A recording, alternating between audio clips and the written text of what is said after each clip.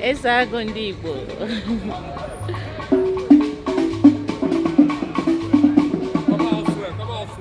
Yeah, I love it. You say? Saturday, very or Saturday morning. Okay.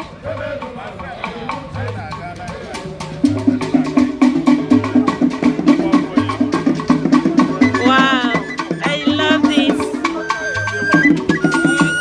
Why are you stopping me? Because I love the music. I love the music. I love the music.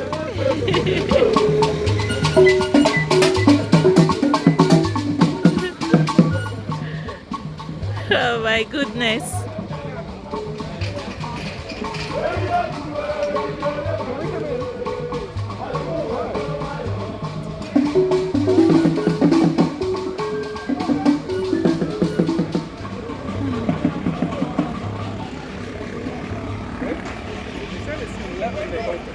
Is that? They open at 11. Hey everybody, this is Ndi-GBO. We're here at Unity Park in Enugu. And it's really, there's a lot of activity going on around us right now. You can hear the music in the background. You've seen the initial part of this clip. Yeah, so the high profile citizens of this wonderful coal city gather here every early morning to work out. Take a look at it.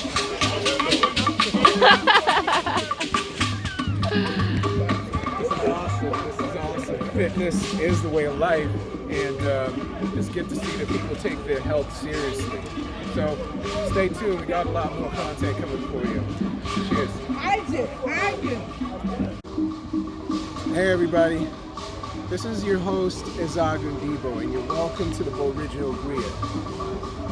This is a show that highlights and brings to you a lot of important information that's geared towards advancing ourselves as individuals, advancing our families, our communities, and our nations. You know, we're trying to ensure that we reach our full potential in life, because that's how we can bring out our best and add value to the lives of those around us. We're at Unity Park today. It's a bright, beautiful day in Enugu, the coal city. And in the background, you can hear a lot of chanting going on. You know, people are working out. People are working out. This is a lovely environment, and here in Enugu, every early morning, if you come around the Independence Square and the Unity Park where we are, people do gather around to work out, you know, and burn some calories. We're not here to do that today. Today I want to talk to you all about something very important, and that has to do with wealth, you know, and money, anything, your finances in general. There's an important realization that a lot of people have not yet grasped when it comes to finances, when it comes to money, when it comes to wealth in general. And I've spoken about this in various articles that I've shared on social media. If you follow me on Facebook, look for Obioha GM Kanu Ezago Ndi-GBO. If you follow me on Instagram, you can find my handle. It's Ezago_Ndi-GBO. Now, what I want you all to know today is in regards to wealth. What is money? What do we mean by what is it about money and wealth that people don't really understand? I'll tell you what it is. Let's take a walk.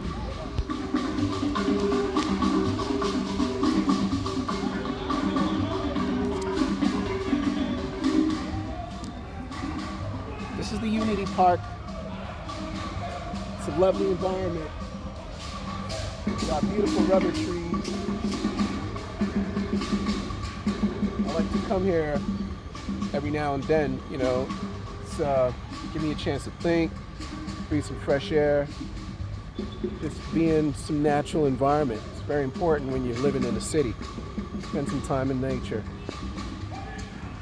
Now, we were talking just now about money and the fact that money in many ways is like water. When you talk about money being a currency, the legal tenders you use for exchange, and the fact that in many ways money is similar to water. Now, if we understand how water operates in nature, then we'd be able to grasp what I'm trying to share with you this morning in terms of how money operates, how you can make money work for you instead of against you, how you can increase your wealth holdings for yourself and your family. So, how does water operate in nature? Water flows. Water by itself is never stagnant. It's always on the move. The only time you're ever going to see water collected in a certain place is usually when it's been subjected to a kind of enclosure, man-made enclosure, like a dam, for instance. How do dams operate? Dams block the natural flow of moving water bodies like rivers. And the fact that they do this, you're kind of cutting off that flow. It's like when you talk about chakras in your body being blocked by various things, whether it be guilt or various negative emotions. It's the same in terms of water. Once you put a dam across a river, you've interrupted that natural flow. It's been following a certain path. It carries, a wealth of materials and soil and all kinds of treasures from one end of the earth to another. And you put a dam to block that flow. What's going to happen is the water is going to gather there and it's going to become stagnant, because all that energy that the water holds is being restricted. It's not being allowed to move freely. And when this happens, life in that water body becomes negatively affected.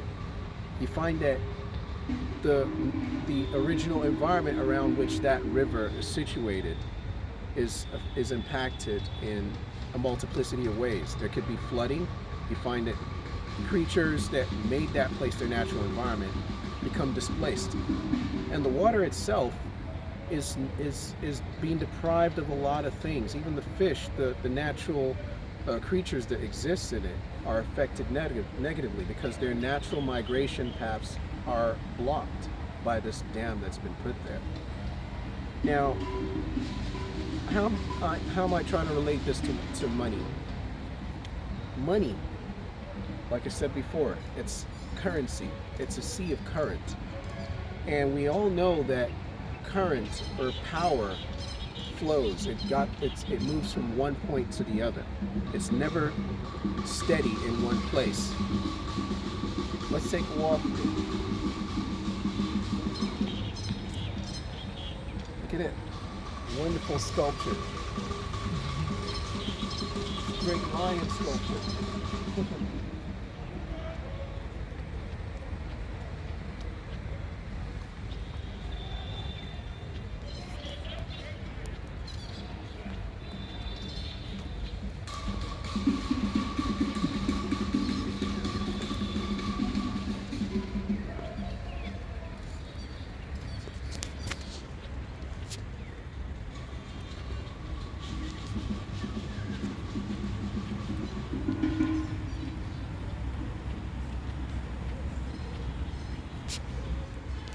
So, I was saying just a while ago that money in relation to water, if we understand what I just explained to you in relation to how putting a blockage before a natural moving water body affects not just the water body, but everything in it and around it, then you can understand how money operates, because money is a sea of current.